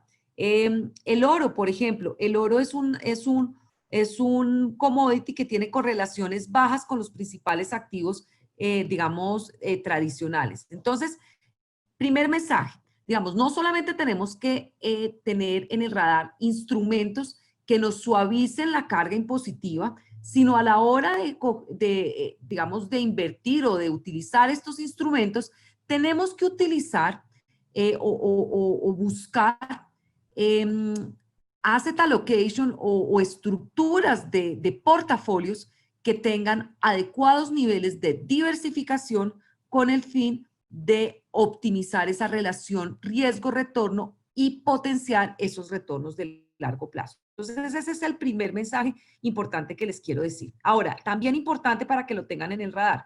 Acá, en esta gráfica, les muestro la relación riesgo-retorno de los principales activos. Entonces, lo que se ve acá básicamente es que los activos de renta fija, estos son liquidez, IBR, IPC, todos están muy pegaditos con bajos niveles de volatilidad, retornos similares, lo que quiere decir que son correlaciones muy cercanas. Activos, por ejemplo, aquí como el oro o, por ejemplo, como los activos inmobiliarios tienen, digamos, relaciones riesgo de retornos diferentes, pero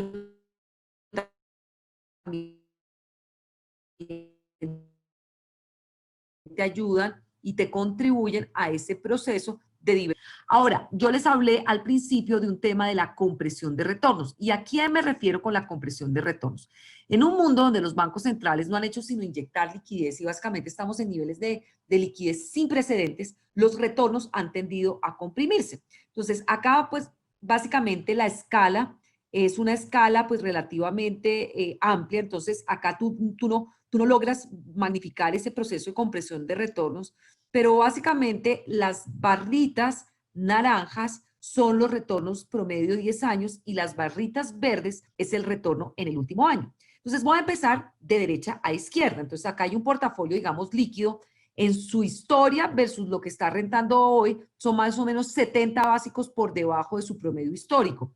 Un CDT más o menos está entre 100 y 80 básicos por debajo de su retorno histórico. Un portafolio conservador está entre 70 y 80 básicos. Vuelvo a reiterar, ustedes ven las grafiquitas pegaditas y me dirán, no hay mucha diferencia, pero lo que pasa es que como la escala es amplia, te minimiza esa diferencia, pero cuando tú hablas de retorno y son 1%, 1.5%, pues eso es plata. Y si tú empiezas a utilizar ese tema de, digamos, del interés compuesto en el largo plazo, si todos los años tienes una diferencia de 100, 150 básicos, pues eso a 10, 15 años es mucho dinero que dejas de ganar por el proceso de compresión de retornos. Y pues ni hablar de los activos que han tenido, digamos, una muy mala racha, como las acciones colombianas que han rentado cerca del 30% con un promedio histórico mucho más hacia el 5%. Ni hablar, por ejemplo, digamos, de portafolios que pues como que tienen exposición al petróleo, donde el petróleo también ha caído cerca del 30% y el petróleo tiene una rentabilidad promedio entre el 7 y el 8%.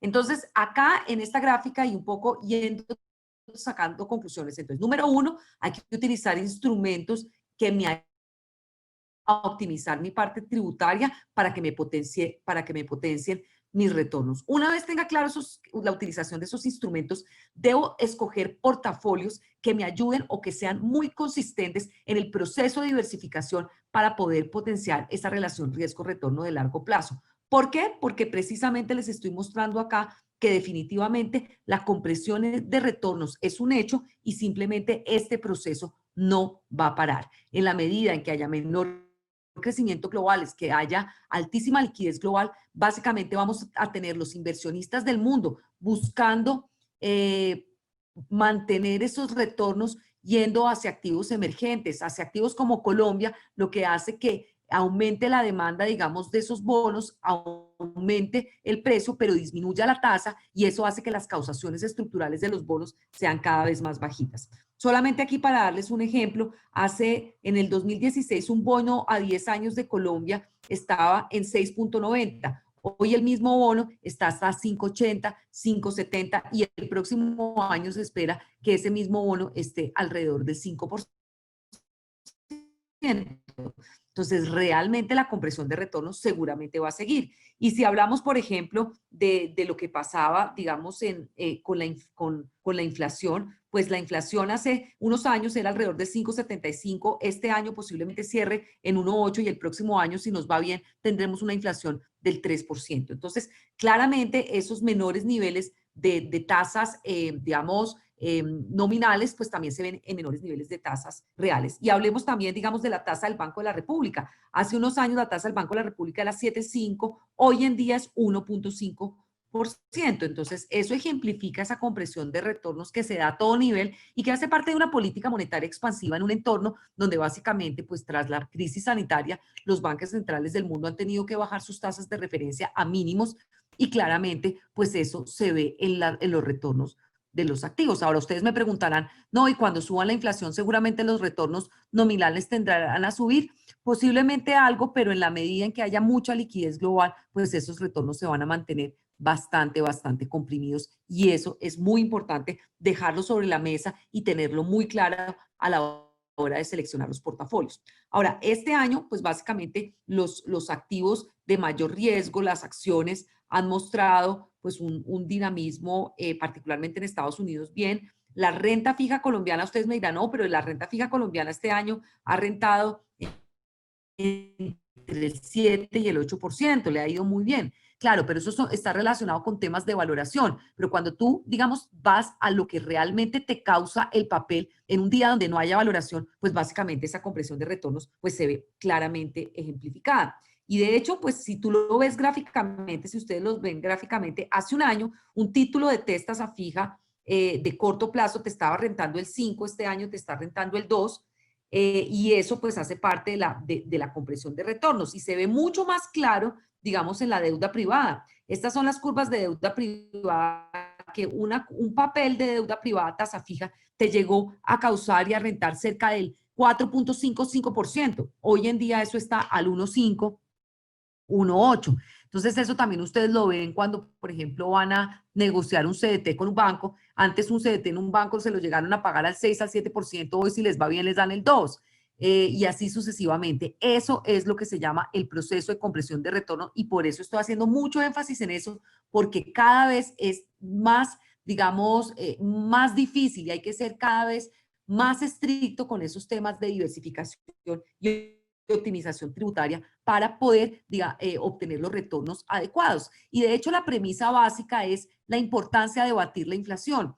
Si yo tengo una inversión y en 5 años no logré rentar por encima de la inflación, el valor de mi inversión puede perder o puede dejar de crecer cerca del 9.4%. Pero si yo extrapolo eso a 25 años, invirtiendo en activos que no logren, digamos, superar la inflación, pues el valor de mi inversión puede caer cerca del 44.8%, o sea, puede valer la mitad si yo no bato la inflación. Entonces es muy importante que la inflación siempre está al acecho y que lo más o lo fundamental de una inversión es batir la inflación, tanto principalmente en el largo plazo. Hay momentos donde eventualmente la inflación subió y mi título o mi inversión no la superó en el corto plazo, no pasa nada, pero digamos en un horizonte de más de un año y principalmente en un horizonte de largo plazo, batir la inflación es una, digamos, una premisa fundamental a la hora de escoger las inversiones.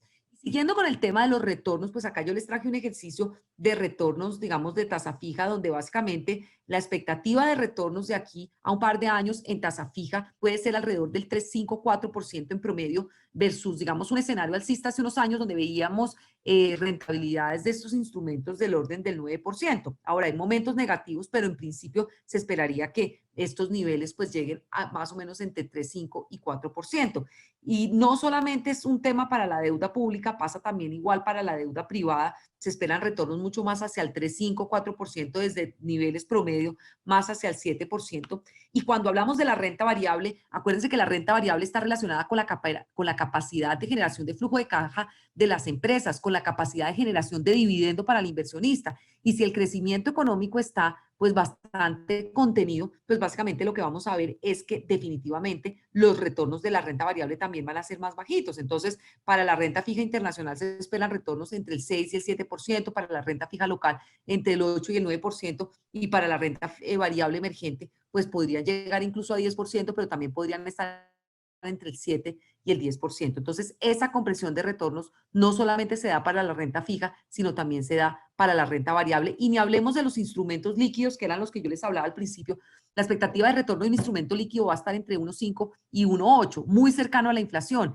Incluso en algunos momentos esos instrumentos líquidos no van a batir la inflación. Entonces, por eso es tan importante tener, digamos, una diversificación en diferentes activos, en diferentes regiones, en diferentes factores, en diferentes sectores. Es muy importante. Y claramente, si uno está muy concentrado en liquidez, está cometiendo un craso error porque de largo plazo no va a batir la inflación y ahí es donde va a tener un problema importante en términos de crecimiento de capital.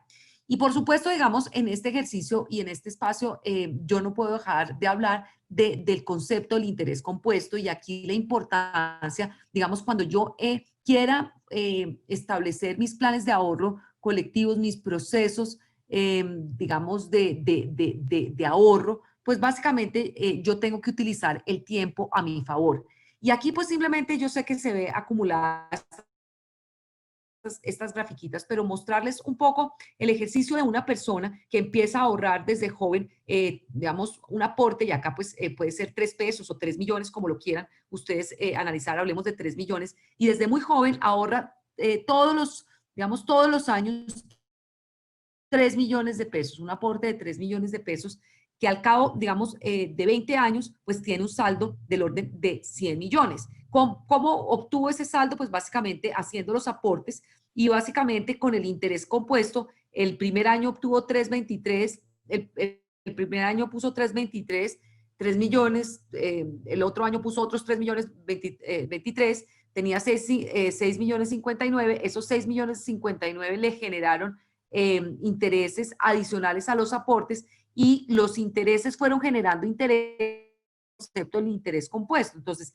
si tú, digamos, utilizas el concepto del interés compuesto y haces que tus intereses generen intereses, pues la diferencia de generación de ingresos de esa inversión o de, digamos, de valor, pues puede ser, o sea, una persona que utiliza el concepto de interés compuesto, pues versus el interés simple, que es que los intereses no generan interés, sino que la persona se va comiendo los intereses, genera tanta plata, se gasta esos intereses y no deja que esos intereses trabajen, pues la diferencia puede ser entre el interés compuesto, 35 millones, y el interés simple, 27 millones. Entonces realmente es dinero.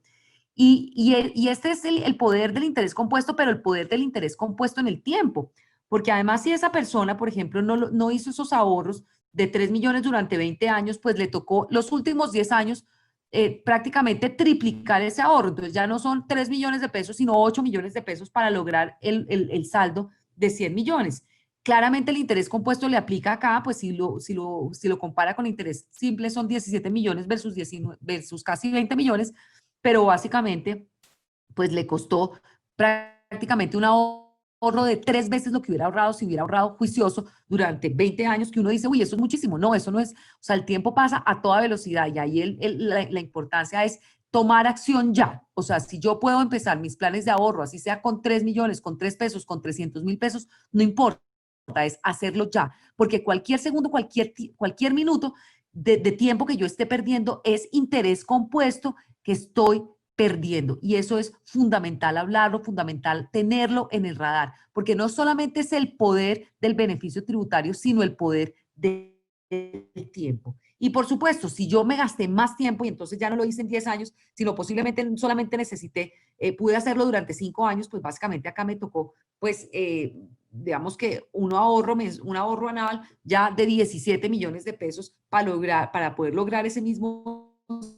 saldo de 100 millones, y claramente pues los intereses que generé pues son mucho menos, 11 millones en interés compuesto, y en interés simple pues cerca de 9 millones. Entonces acá, mensaje súper importante, y voy haciendo una conclusión. Entonces, número 1, en un entorno de compresión de retornos, tengo que ser cada vez más juicioso en cómo potencio los retornos. ¿Cómo los potencio? Mediante instrumentos que me generen beneficios tributarios y mediante una diversificación adecuada. Adicionalmente, tengo que utilizar el tiempo a mi favor y el poder del interés compuesto, precisamente para poder facilitar mi tarea de crecimiento de capital, mi tarea de lograr los objetivos que tengo planteados hacia el futuro, y con esos objetivos pues claramente puedo tener un norte y puedo comenzar a hacer el proceso ya. Y ahora pues digamos, para ligar un poco lo que nos contaba Javier, pues de estos planes de ahorro que son tan poderosos, pues básicamente acá un ejemplo que les traje: si a un empleado le pagan una bonificación de 100 millones cada año, y la empresa se los entrega directamente el año y paga impuestos pues aproximadamente por 35 millones, pues le quedan 65 millones para invertir. O sea, acá digamos es el proceso, digamos, de consolidación, donde paga directamente los impuestos. El costo de los impuestos de esta persona durante los 3 años pues fueron cerca de 105 millones de pesos, y básicamente pues digamos que no utilizó el beneficio, y pues digamos que se ganó 16 millones pues generados por el interés compuesto. En el interés simple pues se hubiera ganado 15, 60, es decir, si no hubiera utilizado pues esa herramienta, pues hubiera perdido algo, pero pues claramente los rendimientos pues son muchos, o sea, son del orden de 0.42, y en ese sentido pues digamos que aquí se ve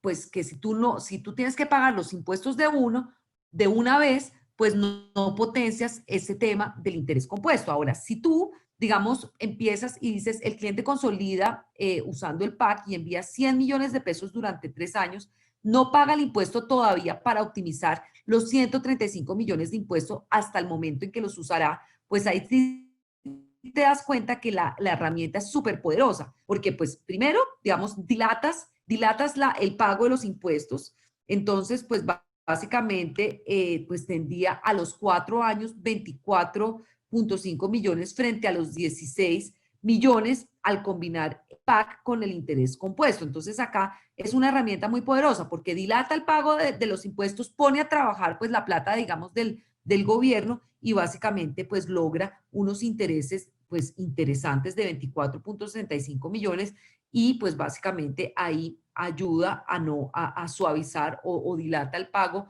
del impuesto utilizando el interés a su favor. Entonces, el mensaje aquí es, número 1, esta herramienta nos ayuda a potenciar, digamos, el retorno.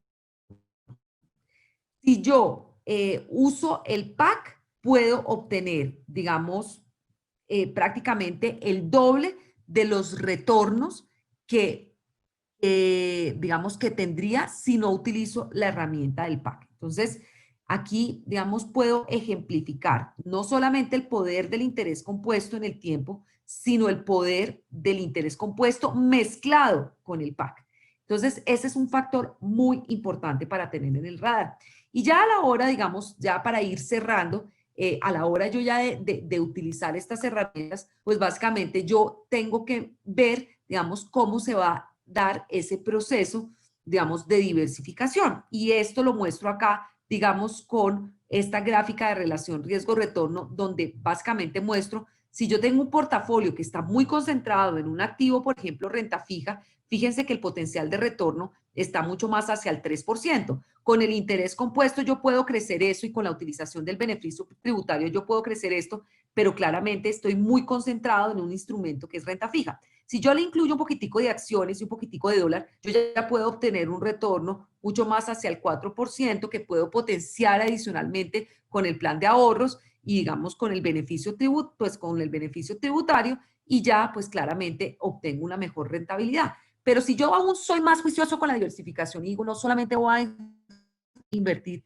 en renta fija, que me gusta mucho porque la volatilidad es un poco más baja, y claramente uno tiende a decir, mire, a mí lo seguro, a mí que no me pongan en acciones, las acciones son como una ruleta rusa, como un casino, pero miren la diferencia, si yo incluyo un poquito más de renta variable, un poquito más de moneda extranjera, fíjense que yo puedo potenciar mi retorno hasta el 5%, estoy asumiendo una mayor volatilidad, pero claramente puedo potenciar aún más mis retornos con estos instrumentos después del plan de ahorro colectivo sumado a la diversificación adecuada. Entonces, ya para concluir, número 1, pues lo que les decía, de cara a un panorama global de altísima incertidumbre en materia económica y política y pues también sanitaria, necesitamos ser cada vez más creativos en la forma en que potenciamos nuestros retornos. ¿Cómo lo vamos a hacer? Lo vamos a hacer mediante adecuados niveles de diversificación y claramente la utilización de estos instrumentos que nos ayudan a tener, digamos, gabelas o beneficios tributarios que podemos utilizar a nuestro favor. Entonces, importantísimo. Adicionalmente, la búsqueda de una relación riesgo-retorno atractiva y la generación de valor en el tiempo, pues, vuelvo y reitero, es cada vez más difícil. Entonces, si nosotros tenemos un balance entre adecuados niveles de diversificación, optimización tributaria, pues básicamente vamos a lograr, digamos, suavizar esos giros inesperados, digamos, o esa volatilidad de los mercados y sobre todo esos sesgos de comportamiento que tenemos los agentes. Cuando se da un momento, digamos, difícil en los mercados, tendemos a salir todos corriendo. Fíjense lo que pasó en marzo. Muchas personas salieron, liquidaron las inversiones en el peor momento y se perdieron toda la recuperación que se dio durante el 2020. Entonces, cuando tenemos esos instrumentos claros, los objetivos de inversión claros, el plazo de inversión claro, y somos, digamos, consistentes con la estrategia de inversión y utilizamos niveles adecuados de diversificación, claramente podemos minimizar esos sesgos de comportamiento y minimizar, digamos, esas emociones que muchas veces tenemos los seres humanos. Y claramente ahí es importante pues todo el tema de la planeación. Y la planeación, claramente yo tengo que ser consciente de qué es lo que quiero lograr, para qué estoy ahorrando, para qué estoy invirtiendo y cuándo lo quiero lograr, porque es diferente si yo quiero comprar una casa en 2 años o si yo quiero comprar una casa en 10 años. Y eso es importantísimo, tener claro ese objetivo, pero ese objetivo acompañado de un plazo, porque eso me da el mapa de navegación y sobre todo me da la tolerancia, mi capacidad de asumir y tolerar riesgo. Porque si yo tengo que comprar la casa en 2 años, mi capacidad, así yo tenga la personalidad más arriesgada, mi capacidad de tomar riesgo es muy bajita. Pero si yo quiero comprar esa casa de mis sueños en 10 años, puedo tomar algo de riesgo a lo largo de esos 10 años y puedo diversificar de una forma mucho más efectiva. Entonces, ese es como el mensaje que yo les quería enviar. No sé si hay algún tipo de preguntas, Adri, y pues ante todo agradecerles por este espacio que nos han dado para comunicarnos con ustedes. Gracias, Cata, por toda tu colaboración y apoyo, muy claro. Estamos revisando nuestro chat para ver si hay preguntas con respecto al tema.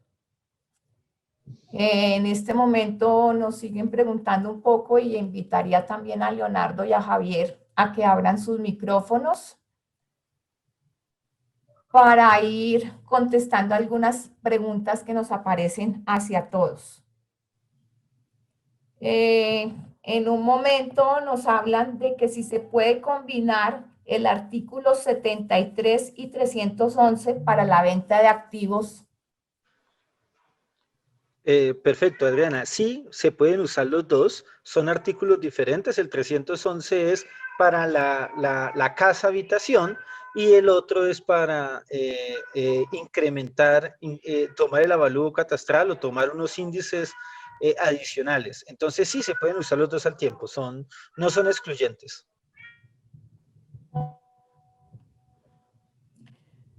Había personas que nos pedían como un ejemplo en el tema de ganancia ocasional. Leonardo, ¿puede ser en 3 minutos explicarnos un poco más ese tema? Sí, señora, claro que sí. Entonces, bueno, tengo vamos a colocar por si escuchan un gato llorando, es un ambiente, no es un tema de...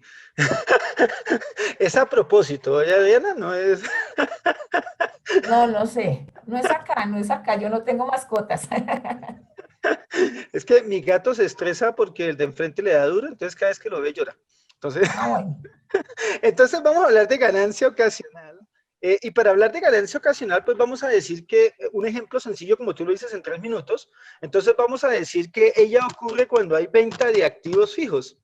Pero dentro de la venta de activos fijos, creo que ahí estás viendo mi Excel, ¿no es cierto? Sí, señor, lo estamos viendo. Perfecto. Dentro de mi venta de activos fijos, lo que va a suceder es que esto incluye tanto acciones, porque a veces uno cree que los activos fijos es solo casas, edificios.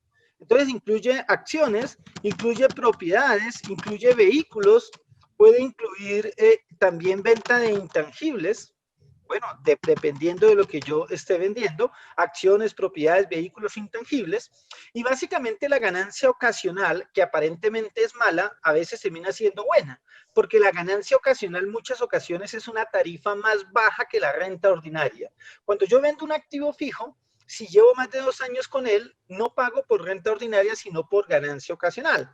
Como les decía, la ganancia ocasional es más baja. Entonces, si yo tengo una propiedad, si tengo un terreno o tengo una casa y el terreno, mi costo fiscal es de 120,000, es decir, este es mi costo fiscal, pero yo lo termino vendiendo, es decir, el valor de la venta es de 234,000, pues básicamente la ganancia ocasional corresponderá a la diferencia entre ese valor de la venta y entre ese costo fiscal. Costo fiscal que puedo incrementar, como lo veíamos a través del artículo 72 o 73, o también que se puede tomar una renta exenta o una ganancia ocasional no grabada. Entonces, en general, yo tendría una ganancia ocasional de 204,000. Yo no sé si es un ejemplo muy sencillo, como me lo pediste, en donde simplemente yo tomo el valor de la venta y le resto el costo fiscal y de ahí determino mi ganancia ocasional. Perfecto. Gracias, Leonardo. Tenemos una pregunta, creería que para Cata, que si en los PAC se pueden diversificar en los diferentes portafolios que tiene el Fondo Voluntario de Pensiones.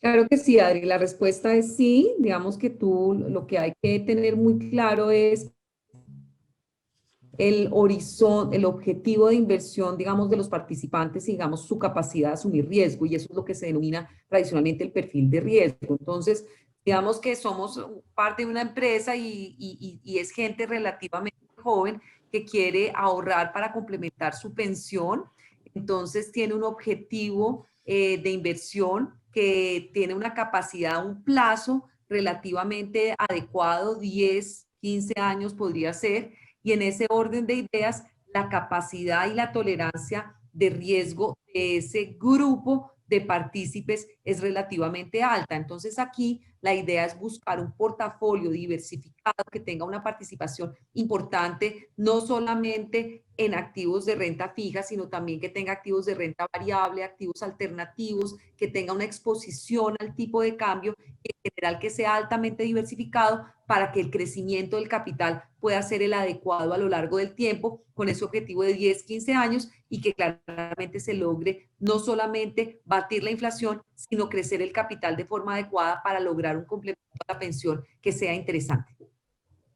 Gracias, Cata. Javier, nos preguntan que si los pagos en el PAC es necesario hacerlos en un solo pago o se pueden hacer trimestral o semestralmente. ¿Cómo sugieres tú que se debería manejar? Bueno, y ese es un tema eminentemente operativo y de ponerse de acuerdo con la empresa, pero yo creería que no hay ningún problema. Se pueden hacer de manera trimestral o de manera semestral.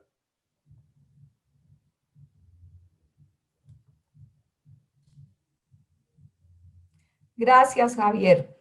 También nos preguntan en este chat que si una persona que no es socia, que es independiente, podría llegar a utilizar el PAC, que recibe contratos por prestación de servicios. Nosotros lo que creemos es que los beneficiarios de los planes de ahorro corporativo, como lo mencioné en la charla, son, uno, todas las personas que tengan un vínculo laboral con la compañía, y dos, los socios de esa compañía que tengan o contrato laboral o contrato de prestación de servicios. Creo que extender este beneficio, ejemplo, a los proveedores de las empresas por la prestación de un servicio, creía que es bastante arriesgado. Por lo tanto, es más que suficiente que la norma nos dé esa posibilidad de llevarlo hasta el socio, no necesariamente con vínculo laboral, sino el socio sí puede tener contrato de prestación de servicios para hacerse merecedor a ese beneficio tributario. Gracias, Javier. También nos preguntan con respecto al régimen simplificado, que cómo se pasa una persona a ese régimen y cómo hace también la parte inversa de volver al siguiente. Bueno, en el régimen simple, en el régimen de tributación simple, puedo pasar digamos, puedo pasar del ordinario al simple o del simple al ordinario cada año. Tenemos plazo hasta el 30 de enero para cambiar, es decir, cada año podemos modificar nuestro RUT y quitar la responsabilidad del régimen simple y pasarlo al régimen ordinario o de manera contraria. Entonces, cada año lo puedo hacer, tengo que estar obviamente todo el año grabable, pero cada año puedo tomar la decisión de volverme a cambiar. Perfecto, gracias. Voy a revisar un momentico más preguntas.